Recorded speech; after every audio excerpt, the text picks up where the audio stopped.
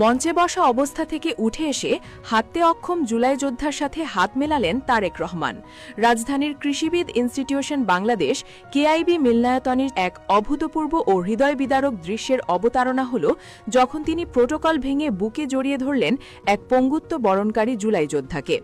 18 জানুয়ারি রোববার রাজধানীর খামারবাড়িতে আমরা বিএনপি পরিবারের আয়োজনে 24 গণ আন্দোলনের শহীদ ও আহতদের পরিবারের সদস্যদের সাথে এক বিশেষ মতবিনিময় সভা অনুষ্ঠিত হয়। মিলনায়তন ছিল কানায় কানায় পূর্ণ।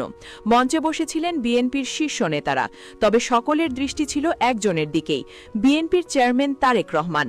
লন্ডন থেকে ফেরার পর এই প্রথম তিনি সরাসরি কোনো বড় পরিসরে আহত যোদ্ধাদের মুখোমুখি হলেন। অনুষ্ঠানের এক পর্যায়ে মঞ্চের ডায়াসে কথা বলতে আসেন জুলাই বিপ্লবে গুরুতর আহত হয়ে ক্রাচে ভর করা এক অকুতভয় তরুণ। তার পরনে ছিল সাধারণ পোশাক, বগলের নিচে দুটি ক্রাচ, কিন্তু কণ্ঠস্বর ছিল বজ্রের মতো কঠিন।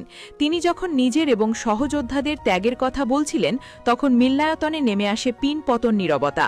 মঞ্চে বসা তারেক রহমান গভীর মনোযোগ দিয়ে শুনছিলেন সেই তরুণের প্রতিটি শব্দ। হঠাৎ আবেগের বাঁধ মানল না।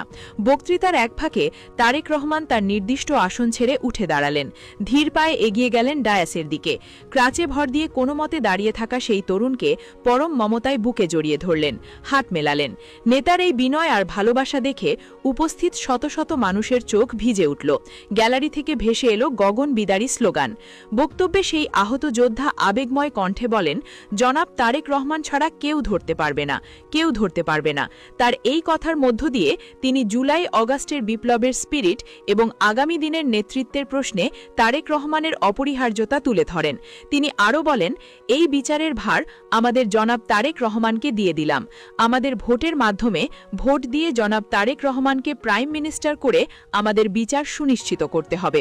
শারীরিক যন্ত্রণাকে উপেক্ষা করে সেই তরুণ যখন হাত উঁচিয়ে কথা বলছিলেন, তখন তারেক রহমানের চোখে মুখে ছিল গর্ব এবং বেদনার মিশ্রণ।